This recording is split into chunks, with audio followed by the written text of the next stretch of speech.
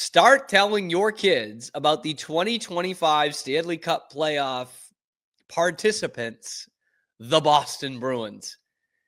It's not out of the question yet. I really thought it was out of the question last week. I thought they were closer to a top 5 pick than they were to the playoffs. And it's a little bit closer to the playoffs now. But look, this team maybe has figured something out. Cam, it's only been 2 games. It's a long season. You're overreacting. I am. But those 2 games were against divisional opponents who were both pretty damn hot coming into it, both going to make the playoffs, both much better than you. And you beat them both in regulation. You took 4 points off them. Like, that's not nothing, okay? If you want to say it's a small sample size and say it's 2 games, fine. But it's not nothing. And for those of you who watched the Bruins game last night against the Panthers, you wouldn't be saying it's nothing. And I don't love doing this show and just, breaking down a regular season game the day after, but this was something different last night. There was real energy in that building last night that Bruins fans were dying for. Okay? And I maybe I'm too much of a fan. Maybe I'm reading too much into this. But there was a statement sent by the Boston Bruins last night against the Panthers. Because Florida goes up 2-0 in that game in the third period. It's not the greatest game in the world, right? And they're up 2-0, and you know what they're thinking. Same old Bruins. We got them again. We own this building. We own this team.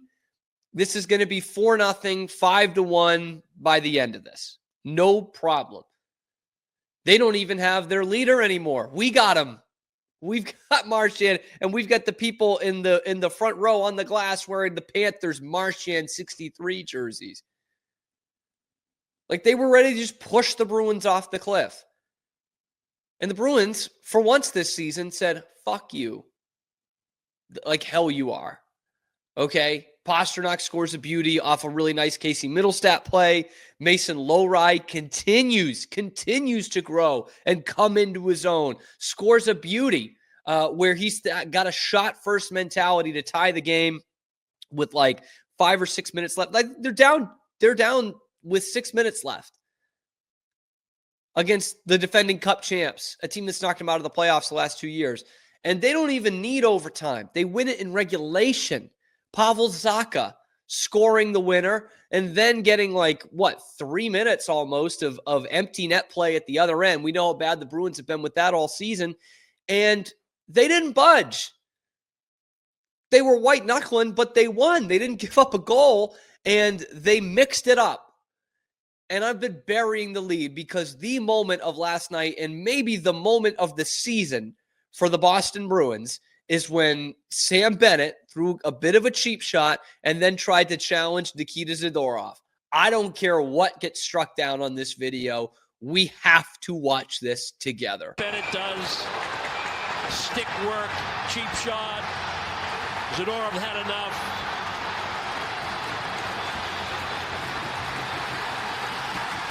This is what Nikita Zadorov can mean to your club when he's got his A game going, when he's an impactful player, when he's a good decision maker. He is a...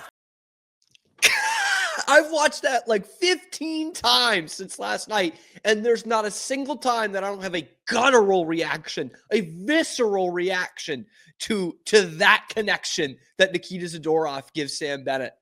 The fact that he is just handing this prick his lunch, man, with 3 seconds left in the game. This guy is the ultimate, push us around and don't get pushed back kind of Florida Panther. And Nikita Zadorov just said, I've had enough of this shit. Zadorov obviously has the size advantage, but Bennett's a pretty tough customer, and he's poking the big grizzly here. And Zadorov just fucking knocks his lights out. Bennett's just grabbing onto anything, grabbing onto David Pasternak. And Zadorov is just feeding it to him right in the fucking cake hole. That is hockey. That is Boston Bruins hockey right there. That's what I'm talking about. That's what they've been missing For years, actually. They had the greatest regular season team of all time 2 years ago. They didn't have that. And it's about time Nikita Zadorov showed us a little something. Because he's not going to give you a ton of production. He's not going to give you any offense. But he has shown some leadership ability. He has. The guys talk about it too. And he does not get pushed around. For all those of you who were crying when they traded Trent Frederick because he's tough to play against, that's what tough to play against looks like. 3 seconds left in the game. I'm not letting you get away with any shit. And I know you've knocked this team out, this team that I wasn't on, the last 2 years out of the playoffs, but we're not going to roll over for you anymore. Just because we don't have Brad Marchand anymore and Charlie McAvoy's not in the lineup does not mean you are going to push us around. That was a statement. And honestly, guys, the Panthers were shell-shocked. If you watch that game and you're trying to tell me they weren't shell-shocked, you were not watching closely enough. They couldn't believe it. That the Bruins actually had some fight in them, not just throwing the mitts, but actually coming back and winning this game in regulation, because they had some good bouts in the playoffs last year, but it doesn't matter when you're losing 6-1. This one they came back and won and shut up Sam Bennett. Finally, someone on this team would do that. Oh, Nikita Zadorov. My God, man. I've said it on this show before. I have never wanted a Bruin to be good more than Nikita Zadorov.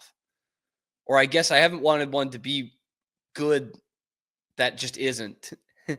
And Nikita Zadorov, I said from the day he came in here, I'm like, man, this guy could be a cult hero in Boston if it goes right. And so far this season, it hasn't gone right. There's not a lot of 91 jerseys up there in the balcony at the Garden. But something like that, I mean, people are going to get jerseys based off that alone. He's not going to be able to buy a drink in Boston again because people are just going to be buying it for him after this, because this picture will be in sports bars all over the place.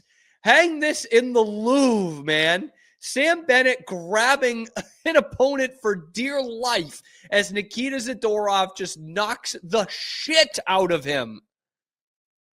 That is what I'm talking about. And yeah, there is a way for these Bruins to sneak into the playoffs. It looked crazy a couple weeks ago, maybe just a week ago. It looked nuts. But here they are, duking it out, battling. They've got a couple more teams to leapfrog, right? That's the toughest part here, is not just the points, because they're only 2 points off the last wild card spot. But they'd have to leapfrog 2 other teams to get there, and all of them have games in hand. That doesn't include Columbus, who's in the second wild card spot right now. It's not easy to do. And, it doesn't get much easier for the Bruins. They've still got a bunch of road games. They've got a bunch of playoff games, or they're facing playoff teams. This game tomorrow on Thursday is massive beyond measure. Bruins at Ottawa. Ottawa, who's won 5 in a row, 4 in a row? What have they won? Won 4 in a row after having a bad stretch there, and they're in the first wild card spot. They're a playoff team right now. They're well ahead of the Bruins. They're at 73 points. Bruins at 68, and Ottawa's got 2 games in hand. So it feels like a must win going on the road, and this team is galvanized right now. Don Sweeney and company did not have that in mind when they traded Brad Marchand. Don't let that get twisted. But they are galvanized right now. These are a bunch of guys who are on NHL rosters right now, but might not be in a couple months. And there is something to that. Guys trying to keep their NHL careers alive and playing for an original 6 franchise, putting on one of the most famous sweaters in the game. Like that does mean something to these guys. And they're not comfortable anymore, because there was a severe lack of accountability in this franchise and on this team this year. And then they traded their captain, who was always setting the example and playing through injuries and all this.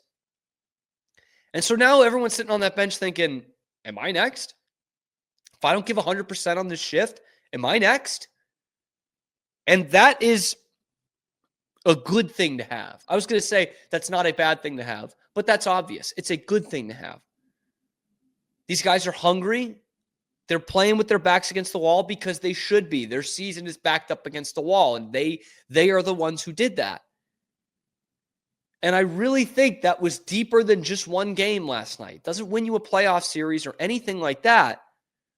But again, you've got a team here that's pushed you around the last couple years, and you didn't let them on this night. And I think that's important. And just from an actual hockey breakdown of this thing, like the Bruins are a faster team than they were at this point last week. I think that's been a terrible hallmark for them all season long, is how slow they've been. And when you dump guys like Marchand, Coyle, Brazeau, who has to be the slowest skater in the entire National Hockey League, Trent Frederick, and you replace him with guys like, guys that you might not have heard of, right? Middlestat being the only one you might have heard of, but the other ones, Husnadinov and I don't even know, Yokiyaru, the defenseman from Buffalo. You add some of these guys in here, and they're noticeably faster. And the Bruins really, they chucked the Nucks and they scored some big goals late, but they won that game because they were fast. They were getting to loose pucks. They were keeping pucks in the zone, which they've had a lot of trouble with all season long, not so much the last two games. And they gave a winning effort. And they were winning puck battles. And they haven't been doing that all year long. They weren't giving up 2-on-1s. Their power play looks much better. Mason Lohrei is going to be the player of the back half of the season for the Bruins because he's really growing up in front of our eyes. There'll probably be setbacks. We talked about the 250 games.